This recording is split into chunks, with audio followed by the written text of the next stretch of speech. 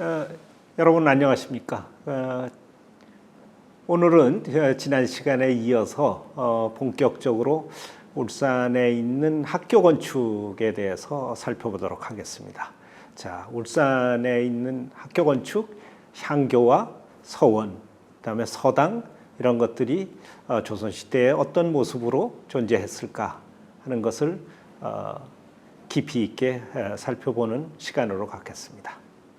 자, 그러면 한 건물 하나하나를 뜯어보도록 하겠습니다. 자, 이게 울산 향교의 대성전입니다. 대성전이 아까 뭐라고 했죠?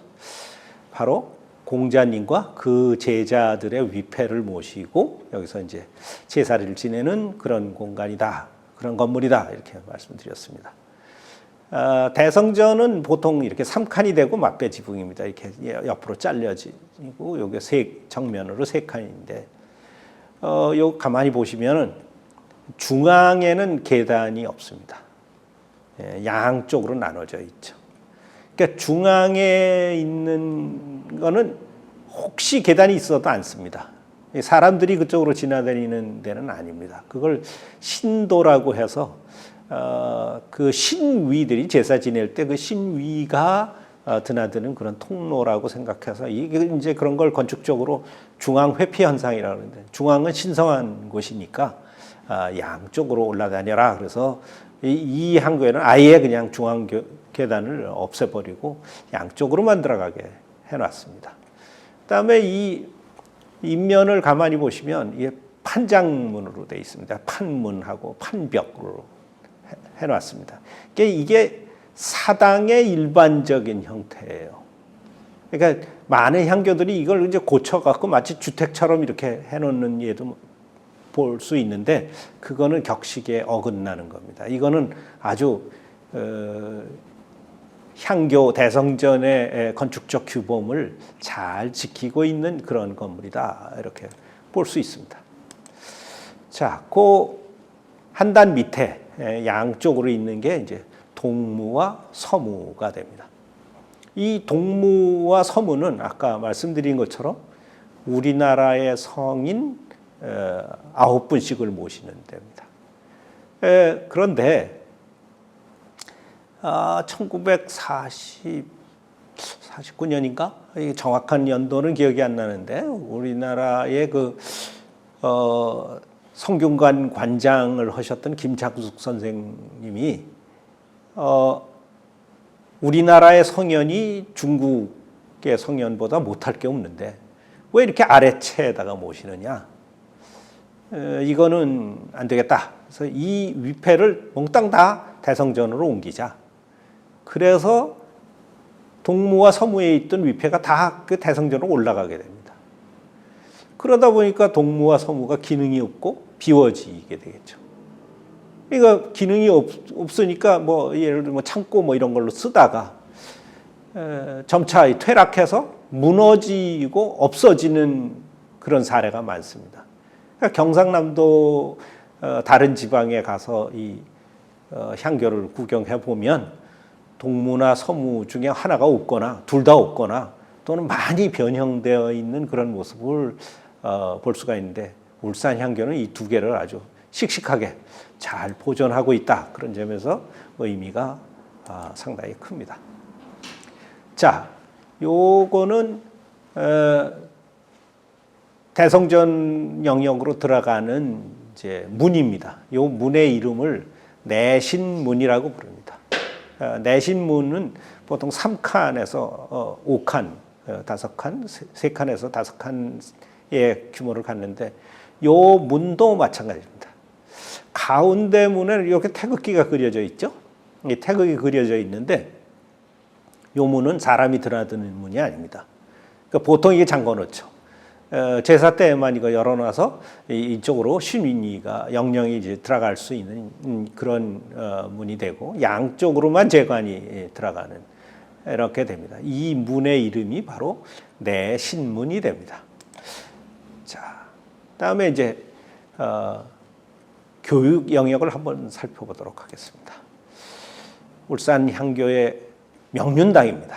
명륜당, 아까 얘기한 것처럼 명륜당은 강의장 또는 선생님이 기거하는, 교관들이 기거하는 숙소 이렇게 구성됩니다. 그래서 보통 이게 5칸, 정면 5칸을 갖습니다.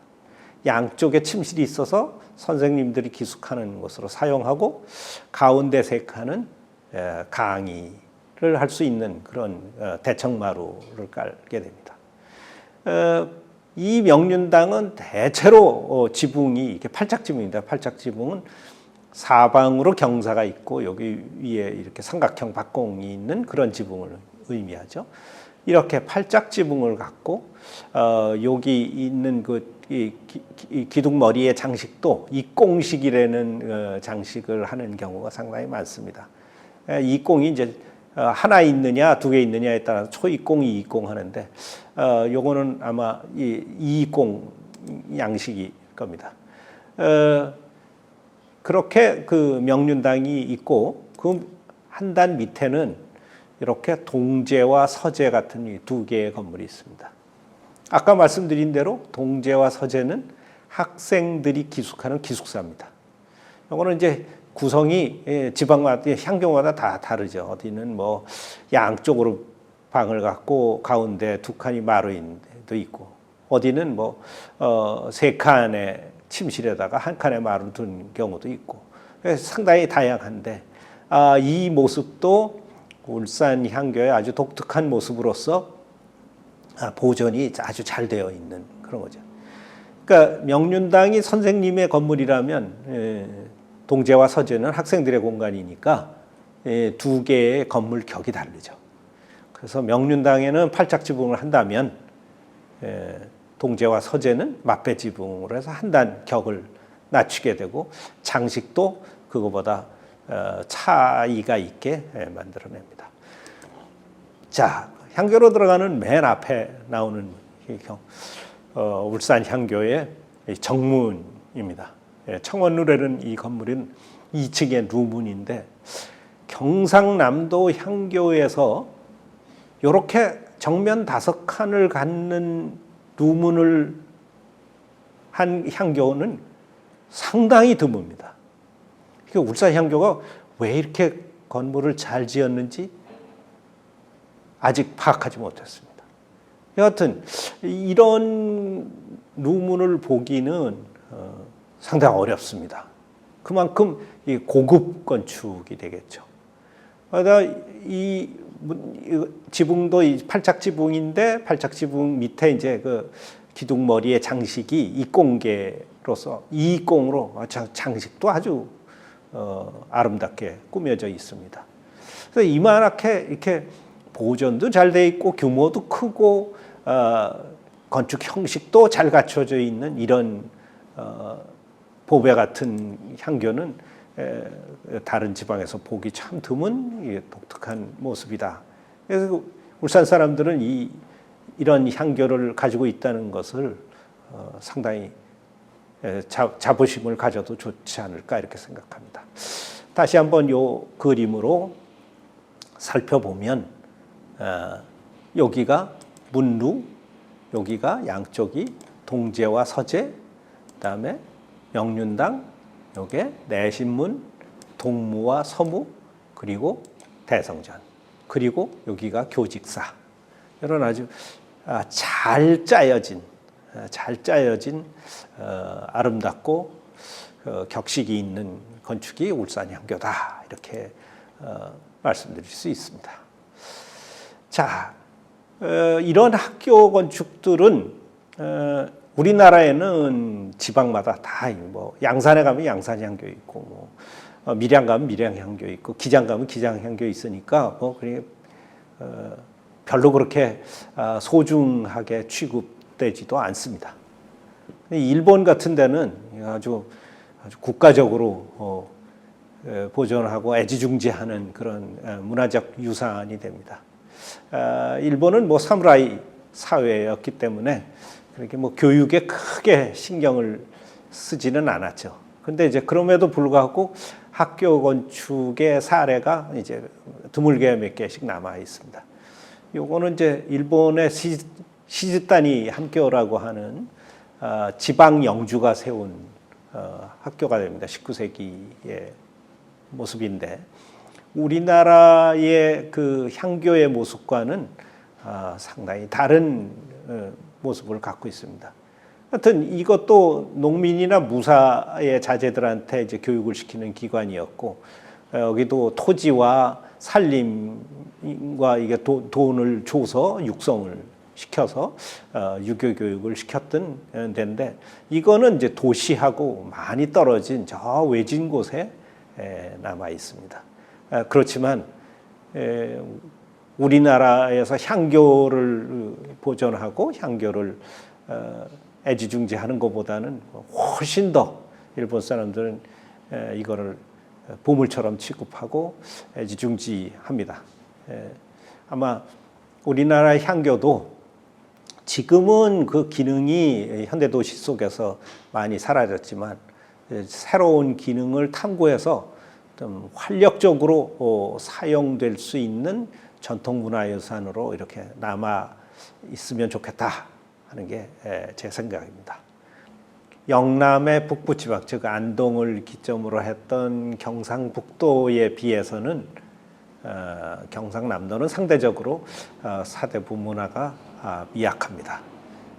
그 이유는 안동을 중심으로 했던 권문세도가들이 조선의 중앙세도가로서 많이 출세한 반면에 그 경남 지방은 상대적으로 중앙정계로 진출하는 그 사대부 가문들이 상대적으로 적었다 하고 그런데 이유를 찾을 수 있을 것 같습니다. 그래서 울산에서 사대부 가문들을 찾는다면 대부분 이제 학성 이씨라든지 또는 이제 박씨라든지 이런 사대부 가문들이 있는데 주로 이제 제지사족의 형태로 나타납니다. 제지사족이라는 것은 중앙 정계로 진출하지 않고 자기 향리에서 토지를 경영하면서 유학을 공부했던 그런 사대부 가문들을 제지사족이라고 부릅니다. 하여튼 중앙세도가로 출세를 해서 권문세족으로 아주 전국적으로 이름난 권문세족으로 세력을 얻은 그런 가문은 거의 찾아보기가 어렵다 하는데 울산 사대부 문화에 좀 특징이 있을 것 같습니다. 그래서 지방에서 조용히 은거하면서 유학을 공부하는 사대부 문화가 나름대로 발달했고 또 지금 현재 남아 있는 사대부 문화의 그 유산들도 주택이라든지 서원이라든지 정사라든지 이런 경우도 경상북도에 비하면 상당히 검소한 검약한 그런 모습을 보여주게 됩니다. 자, 아까 지난 시간에 우리 향교에 대해서 알아보셨는데 울산에서도 향교 말고 서원이 몇 군데 찾아볼 수 있습니다. 향교가 공립교육기관이라면 서원은 사립교육기관이라고 할 수 있죠. 근데 이 경상북도에는 웬만한 지방 마을마다 이 서원이 아주 활발하게 나타나는데 울산에서는 아마 그 권문세도가 많이 없었기 때문인지 서원도 몇 군데 남아 있질 않습니다. 이 석계서원은 웅촌에 울주군의 그 웅촌에 가면 볼 수 있는데요. 원래 이제 이 만들어진 게 그렇게 오래되지는 않습니다. 18세기에 학성이시 가문의 그 이예라는 이분을 기념하고자 서원을 건립한 것이 바로 석계서원의 시작이라고 볼 수 있습니다. 자, 이 석계서원에 이제 이게 강당이 됩니다. 이거는 이제 석계서원은 이 서원이라고 하는 것은 아까 향교에서 교육의 장소를 이제 명륜당과 동서제 그랬는데 이 명륜당에 해당하는 건물을 서원에서는 강당이라고 부릅니다. 그다음에 이제 아까 그 대성전에 해당하는 부분은 사당 이렇게 부릅니다. 그러니까 향교에서는 그 대성전에다가 공자님과 그 제자들을 배양한다고 했다면 서원은 대부분 그 지방의 이름난 유학자나 또는 자기 가문의 유명한 조상이나 이런 분들을 배양하기 위해서 이 서원을 설립하는 예가 많습니다. 그래서 이 석계서원도 교육기관인 강당과 더불어서 이 정자로서의 제천정, 뭐 여기 사당, 뭐 이런 것들을 갖고 있는데 경상북도의 그 유명한 서원, 뭐 소수서원이라든지 또는 병산서원이라든지 도산서원이라든지 이런 거에 비하면 뭐 그야말로 작은 규모의 아주 검소한 그 건축 형식을 가졌다 이렇게 생각할 수 있습니다. 그러니까 어떤 완성된 서원 형식이라기보다는 어떤 문중 제실의 어떤 성격을 많이 갖고 있는 그런 서원으로서 조선 시대 후기에 오면 각 가문에서 이게 문중에서 자기의 그 가문의 뛰어난 조상을 이제 기념하기 위한 아주 작은 서원들을 많이 짓는데 그런 서원 중에 하나라고 볼 수가 있겠습니다. 그 아주 그 유명한 그 이런 그 문중 활동에서 조그만 이제 경치가 좋은 곳에다가 정자 같은 거를 짓고 뭐 거기를 서실이나 제실이나 뭐 또는 정사나 이런 걸로 이제 공부하는 곳 또는 토론하는 곳으로 삼는 예를 많이 볼 수 있는데 아주 대표적인 예를 보면 우리 예천에 가면 초관정이라고 아주 멋진 그 정자가 있습니다. 계곡에 이거는 이제 좋은 경치를 바라보면서 뭐 시와 풍류를 읊고 또 뭐 공부도 하고 집회도 갖는 여러 가지 다목적으로 쓰는 그런 게 됩니다. 아마 이런 그 석회서원도 그런 역할을 겸했지 않았을까 이런 것이 제 생각입니다. 오늘 향교 건축에 대한 내용은 여기에서 마치도록 하겠습니다. 다음 시간에 뵙도록 하겠습니다.